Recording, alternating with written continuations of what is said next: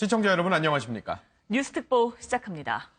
김정남 타살 미스터리가 날이 갈수록 커지고 있습니다. 용의자들은 속속 체포되고 있지만 그와 관련한 소식들은 조금 미진한 부분이 있어서 합리적인 추론을 할 수밖에 없는 상황인데 북한의 소행이라는 의문이 제기되고 있는 가운데 관련 전문가들을 모시고 이야기 나눠보도록 하겠습니다. 네, 오늘 두 분 모셨습니다. 홍현익 세종연구소 연구위원 그리고 전 북한군 장교 출신인 김정하 통일맘 연합회 대표 함께합니다. 어서 오십시오. 안녕하세요. 안녕하십니까. 예.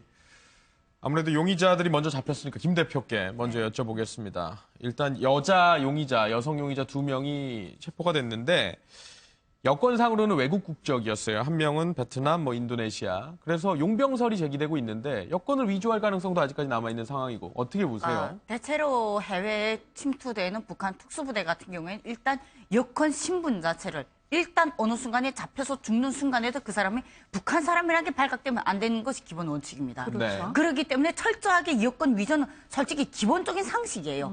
해외 특수부대로 해외 침투되는 모든 인원. 김현희 씨 같은 경우에도 맨 처음에 잡혔을 때 마지막까지 조사는 일본인으로 나오지 그렇죠. 않았습니까? 네. 그러한 사례를 봤을 때는 이것은 끝까지 두고 봐야 알 노릇이고 지금 현재 그 사람들이 어느 국적이다 이거에 상관없이 그들이 누구를 건드렸는가, 누구를 표적으로 삼았는가 이것이 가장 중점적인 문제라는 거죠. 예.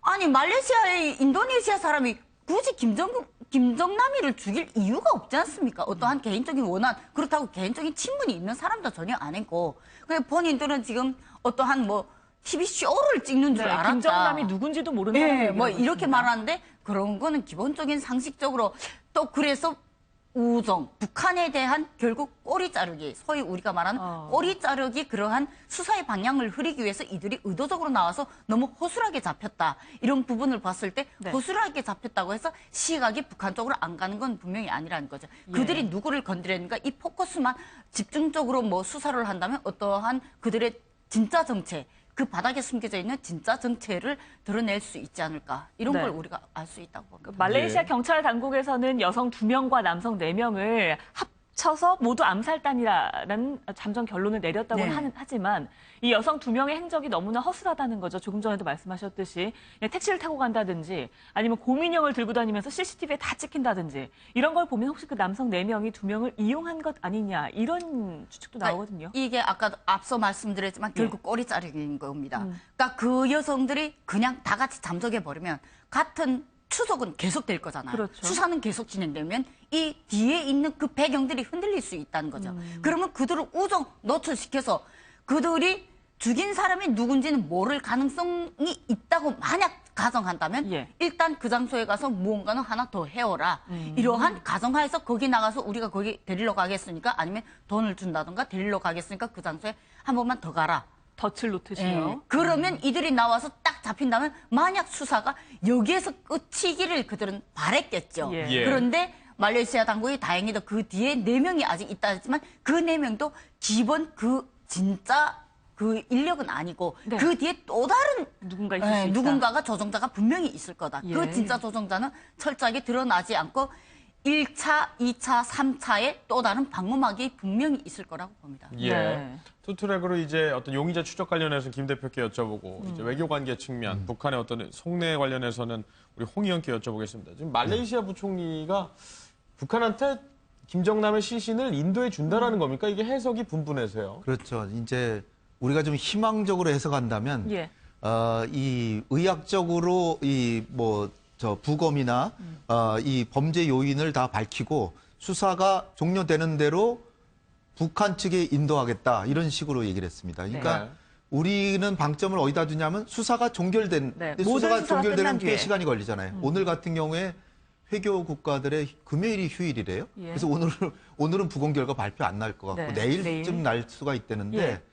그러면은 북한의 지금 외교적인 노력은 아예 부검하지 말고 우리한테 넘겨라. 우리 국민이니까. 예. 그런데 이제 말레이시아가 그건 거절했어요. 그건 거절하고 어쨌든 우리 국가 내부에서 범죄가 발생했으니까 부검은 반드시 해야겠다.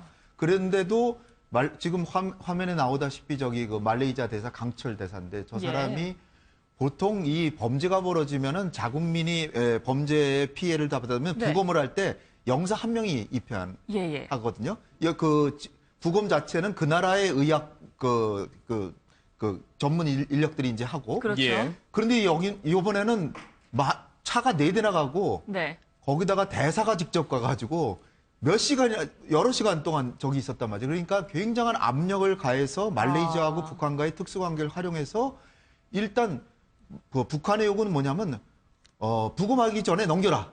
그게 이제 안 되니까 네. 빨리 화장해달라. 화장해달라는 거예요. 그러니까 북한으로 사체를 가져가서 뭐 어떻게 하고 그러는 그 네. 차선책이고 빨리 화장해서 증거를 없애버리려고 하는. 예. 그런데 우리 정부가 한 거는 뭐냐면은 우리 정부는 지금 국정원장님이 말레이시아 대사하셨다는 거예요. 네. 그래서 우리가 2001년도에 김정남이가 일본에 들어갈 때 체포됐잖아요. 위조 네. 여건으로. 예, 예. 그때 지문을 확보했는데 일본으로부터 아마 그 지문을 우리가 갖고 있었나 봐요. 그래서 네, 네. 지문을 갖다 줘서 이 사람이 김정남이 김정남인지. 맞다는 거를 확인하고 그런 건 이제 잘했는데 그다음에 우리 정부로서는 가능한 빨리 그 저 배후에 있는 4명 저거 생포하는 거 그거 빨리 돼야 되는데 예. 사실은 어떻게 보면 범죄의 깃털만 지금 나왔지 저 4명을 잡아야 범죄를 기획하고 그런 거 나왔 혹시 4명 중에도 북한 사람이 없을 수도 있습니다. 예. 있을 가능성이 크지만 예. 만약 없을 때는 그러면 과연 누군가? 지금 네. 말레이시아의 태도는 이것이 그 전 국제적인 언론에서는 북한의 소행이라고 그러는데 네. 그거는 추측일 뿐 확정적으로 나온 건 아무것도 없다. 없다라고 지금 얘기하고 있죠. 그러니까 이 사람의 국적인 시신을 북한으로 보내겠다. 근데 단지 이제 지금 김정남의 그 가족들이 있잖아요. 이 외국에서 범죄가 벌어져서 이제 희생이 되면 이 가족들이 원하면은 가족에게 사체를 보내는 게 예. 원칙이랍니다. 그래서 근데 지금 이분들이 그 김정남의 가족들이 베이징에도 있고 마카오도 있는데 이 사람들이 그 말레이시아 주재 중국 대사관에 이 시신이 우리 있는- 남편 예. 시신을 좀 우리한테 넘겨달라고 얘기는 했는데 네. 말레이시아가 워낙 중립적인 나라고 북한하고 특수관계 있기 때문에 과연 이게 받아들일지는 모르겠어요. 네. 그러나 이제 우리 정부도 외교적인 노력을 해서 한국으로 가져오면 한국으로 가져오긴 쉽지 않을 것 같고 북한으로 넘기지 말고 뭐 중국으로라도 가족에게. 넘겼으면 하는 이제 바람인데 과연 이제 결과를 지켜봐야지. 네. 그건 말레이시아 당국에서 결국 결정을 그냥 하는 건가요? 그렇죠. 근데 지금 굉장히 제가 조금 좀 아쉬운 대목이 네. 뭐냐면 말레이시아의 부총리 예. 그냥 뭐 그 경찰총장도 아니고 뭐 경찰 무슨 뭐 국장도 아니고 부총리가 이거 질문을 했어요 기자가 예. 이 사건이 북한하고 말레이시아 간에 영향을 미쳐 영향 없다. 그러면서 한 얘기가 말레이시아의 대사관 공간을 가진 나라들은 어느 나라하고도 말레이시아는 좋은 관계를 유지하고 발전시키겠다. 그 얘기는 뭐냐면 북한하고 관계 별 지장 없다는 거예요. 그러니까 네. 만약에 지금 이 수사가 빨리 종결돼서 북한의 어떤 국제 범죄 조직에 대한 청부 살인이더라도 북한이 했다는 소행이 확실히 밝혀지지 않는다면 예. 북중 관계는 별 지장 없고 우리가 아무리 북한의 소행이라고 막 전 세계에 떠들어도 그거 말레이시아는 그렇게 얘기 안 하는데 예, 그러면은 그렇죠. 우리의 주장이 약화될 수 있다는 그런 우려가 지금 있습니다. 그렇군요. 예. 지금 이 붙잡힌 여성 2명이 뭐 허술한 측면을 보인 것도 있지만 다른 언론 보도를 또 보면 독극물을 사용했을 때에 대비해서 뭐 장갑을 꼈다든지 뭐 위장술을 했다, 머리를 좀 잘랐다든지 이런 부분들도 있어요. 그러니까 다시 말해서 어떤 북한 내부의 어떤 여간첩 특수부대 어떤 이런 행동을 담당하는 어떤 모종의 부대가 있다. 김현희 씨의 사례도 있고 그런 걸로 봤을 때 이들이 그와 연결되어 있을 어떤 신빙성이 좀 있습니까? 신빙성은 충분히 있다고 봅니다. 그리고 철저히 훈련된 다음에 해외에 나가서 결혼까지 위장을 해서 해외에 거주하는 이러한 특수부대 요원들이 또 있다는 걸로 예. 저희는 알고 있습니다. 예. 그리고 지금 그분들 같은 경우에는 그 용의자들 같은 경우에는 철저히 만악의 경우 다양한 각도의 경우를 모두 다 암시받았을 것이고 그들이 직접 썼다는 그 독성 물질 같은 경우에는 그들이 어디서 직접 생산했을 리는 없잖아요. 예. 그 제공자가 누구란가를 밝혀내면 북한이 공모했을 가능성이 컸다는 거죠. 왜냐하면 예. 북한이 생화학 무기의 휴대용의 생화학 무기를 발전화시킨 지는 상당히 오래입니다. 네. 그런 문제는 다양한 특수부대 출신들의 증언을 통해서 많이 이미 언론에 나와 있습니다.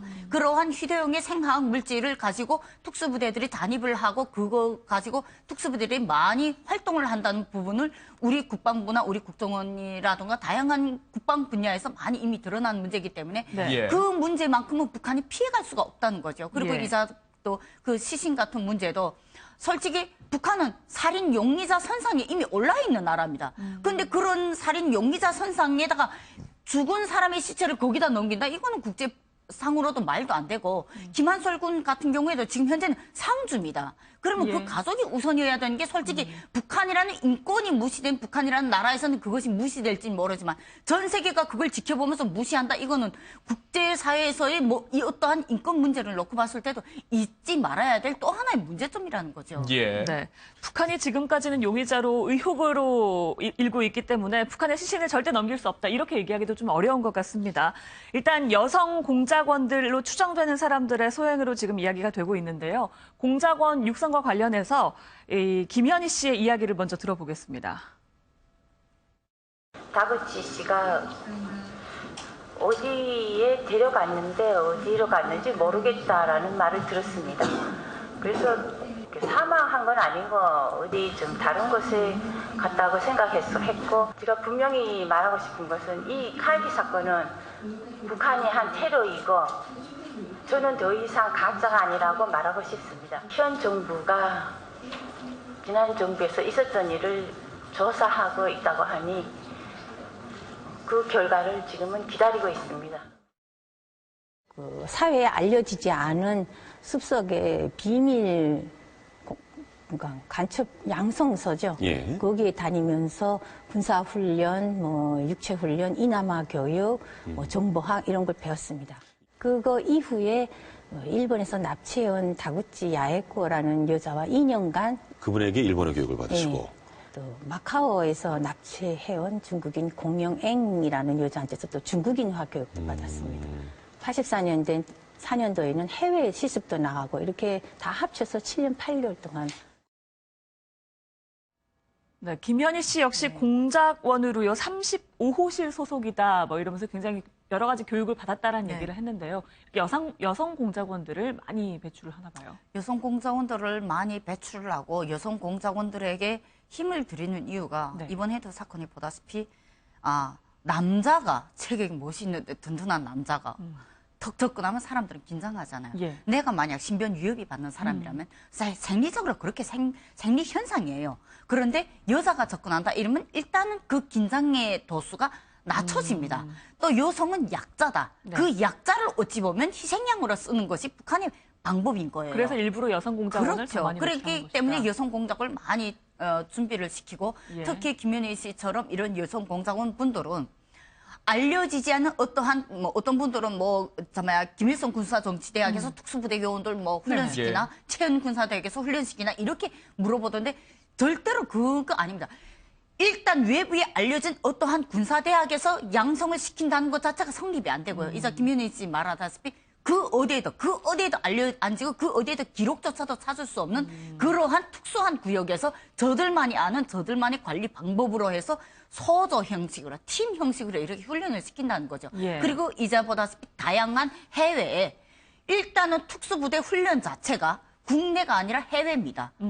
국외 밖이에요. 네. 그렇기 때문에 철저한 해외 국적이라든가 다양한 언어, 문화 그 다양한 교육을 시켜서 해외 외국인들을 납치해서 교육을 시킨 것이 바로 그것이 특수부대가 가장 북한 안에 국내에서 활동하는 특수부대 요원들하고 해외 파견되는 특수부대 요원들하고 예. 이게 완전히 다른 점이죠. 예, 뭐 전제를 다는 겁니다만 예. 북한의 소행이라고 가정을 했을 때 네. 북한 내부에는 어떤 여간첩의 이런 특수부대 표현이 이게 맞는지 모르겠지만 일종의 커리큘럼이 확실하게 잡혀져 있는 거고 예. 그래서 그걸 외주를 줬을 때도 이른바 무리 없이 수행을 할 수 있는 개연성은 좀 확보돼 있는 상황이다 이런 예. 지적이신데 그렇다면 더 근본적인 문제로 돌아가서 김정남 씨를 살해할 수밖에 없었던 이유에 대해서도 여러 가지 설이 나오고 있어요. 네.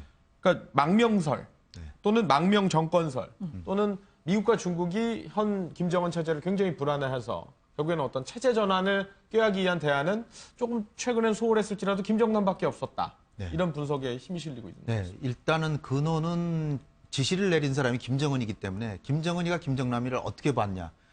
이미 2004년부터 계속해서 한 5차례 정도 김정남을 제거하려는 시도가 있었고요. 네. 2009년에는 아예 김정남이 평양에 들어가 있을 때 김정남이 머무르고 있는 숙소를 습격한 적도 있어서 그 뒤로는 자기 아버지가 사망했는데도 장례식에도 참석을 못할 정도로 완전히 쫓겨나 있었죠. 예. 그런데 김정은의 머릿속에는 자기가 지금 북한의 수령으로 자리를 매김했지만 사실 백두혈통의 자손이기 때문에 자기가 된 거거든요. 근데 백두혈통의 장자가 있다는 거죠. 네. 일반 북한 일반 주민 대중은 다 알고 있지는 않지만 상류층에서는 다 알고 있는 예. 김정남이라고 하는 자기보다 13살 위인 자기 어머니보다 먼저 부인의 소생으로 백두혈통의 장남인 김정남이 살아있는 이상은 예. 발 뻗고 잘 수가 없는 거죠. 거기 더군다나 작년에 무슨 탈북자분들이 망명 정부를 세운다. 또 아니면은 북중 관계가 안 좋아지면서 중국이 미국과의 관계 개선을 위해서 김정은을 내치고 북한의 새로운 정부를 수립할 때 김정남이를 내세울 가능성이 있다. 왜냐하면 친중파로 널리 알려져 있으니까. 따라서 김정남이를 제거하면 나의 위치가 더 확고해지는 거 아니냐. 예. 이런 생각을 하는 거죠. 그런데 또 하나는 이제 비자금설이 있습니다. 네. 비자금을 이제 사실 김정일이가 나라를 다스리는데 돈이 많을 거 아니에요. 그중에 상당 부분을 자기 장남인 비록 자기 눈에 들지는 않지만 어렸을 때는 아주 애지중지했지만 예, 예. 눈 밖에 벗어나서 외국에 살지만 그래도 생활비를 넉넉하게 주고 비자금 관리를 시켰는데 그 돈이 다 어디 갔느냐. 그래서 김정은이가 그 돈 내놓고 들어와라라고 명령을 했다는 거죠. 네. 그러면은 이제 중요한 것은 그런 지시를 안 했다면 모르지만 지시를 했으면 김정남의 선택은 북한에 들어가든지 아니면 망명을 하든지 아주 은밀한 곳에 숨어 살아야 되는데 지금 마카오에 계속 살고 있단 말이에요. 그러면 네. 굉장히 신변의 위협을 느꼈을 거란 말이죠. 그런 상황에서 최근에도 한 3번 정도 외교관을 보내서 김정은이가 친서까지 보내서 들어와라라고 명령을 내렸는데 예. 거절했다고 하면 이제 죽음밖에 없다.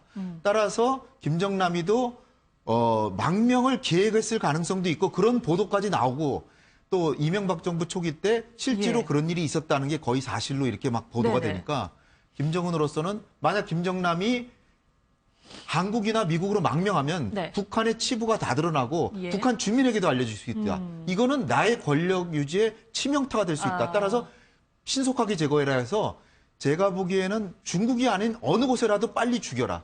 이렇게 지시가 내려지지 않았을까. 네. 그래서 중국의 대부분 마카오나 이런 데 있기 때문에 중국을 벗어나 있으니까 북한하고 좀 특수관계 있는 말레이시아에서 좀 무리해서라도 빨리 죽인 게 아닌가 이렇게 생각이 됩니다. 네. 네, 그러니까 살했을 가능성이 있다. 네. 그러니까 김정은이 느끼기에 정신적으로뿐만 아니라 현실적으로도 실제 김정남으로의 정권 교체가 가능하다고 생각을 했을 것이다라는 건데 북한 내부 상황을 봤을 때는 어땠을까요? 북한 내부 상황에서는 그런 부분을 일반 주민들은 전혀 생각 못하지만 네. 아까 홍 박사님 말씀하다시피 상위의 20% 정도의 사람들은 김정남의 존재를 압니다. 예. 군에서는 알고 있습니까? 그러니까 군에서도 몰랐어요. 네. 네, 저희도 전혀 몰랐고 네. 저는 김정남 존재를 탈북에서 한국 와서야 아, 알았거든요. 그렇습니까? 그리고 김정일의 가계도 자체를 한국 와서 처음 본 예. 거예요. 예. 그러니까 이러한 문제를 봤을 때 중국이 발언과 김정남의 발언 그리고 김정남이는 다양하게 자유용원처럼 이렇게 다니면서 예, 예.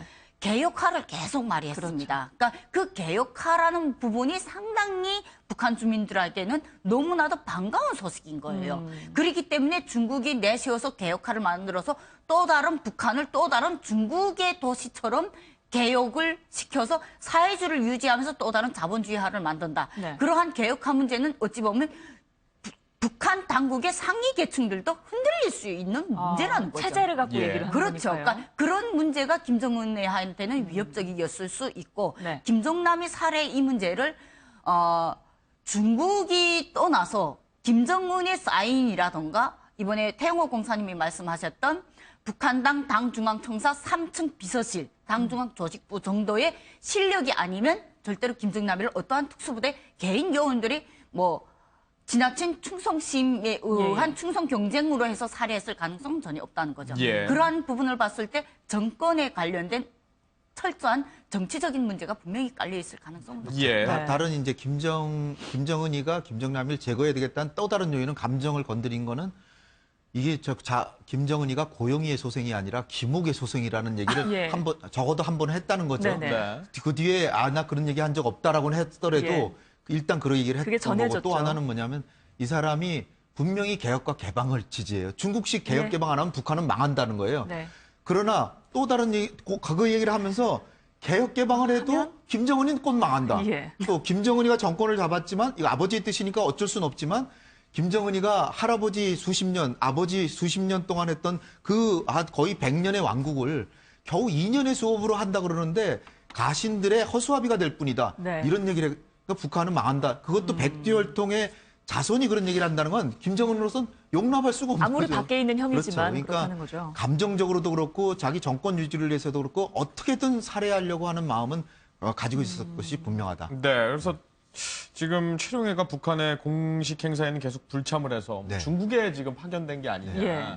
그러니까 지금 이 관계가 외교적인 문제로 비화될 수 있기 때문에 네. 중국에 가서 어떤 모종의 역할을 하는 게 아니냐 이런 분석이 네. 있는데 그거는 두 가지, 신빙성이 있다고 보세요. 두 가지 설인데 이제 뭐 하나는 최룡해가 몇 번이나 혁명화 교육을 받았듯이 지금도 네. 최룡해도 또 거세 숙청되는 거 아니냐 이런 예, 예. 얘기도 있지만 혹시 중국에는 은밀하게 비밀 특사를 네. 보내가지고 과거의 전례를 봤을 때. 설명을 네. 하고 부득이하게 어쩔 수 없이 이런 일을 했는데 양해해달라. 예. 그러나 이제 이 북중 관계가 일단 중국 지도부가 자기네가 북한을 다루는데 여차하면은 김정은이를 제거하고 김정남이를 내세울 수 있다라고 해서 압박 카드로서 아주 유효한 카드를 갖고 있었는데 이제 제거됐거든요. 카드가 근데 없어진 거죠. 중국은 감정적으로는 굉장히 지도부가 지금 기분이 나쁘겠지만 예. 굉장히 실용주의적인 사고를 하기 때문에 이미 죽은 걸 어떡하냐. 따라서 차라리 북중 관계에 이제 걸림돌이 없어졌으니까 중장기적으로는 북중 관계를 좀 잘해보자. 이렇게 생각할 수도 있기 때문에 네. 단기적으로는 북중 관계가 안 좋을지 모르지만 중장기적으로는 오히려 좋아질 수도 있다는 걸 우리가 염두에 둬야 설득이 되죠. 통한다면. 네. 예, 알겠습니다. 알겠습니다. 저희 오늘 말씀 여기까지 듣겠습니다. 고맙습니다. 고맙습니다. 감사합니다.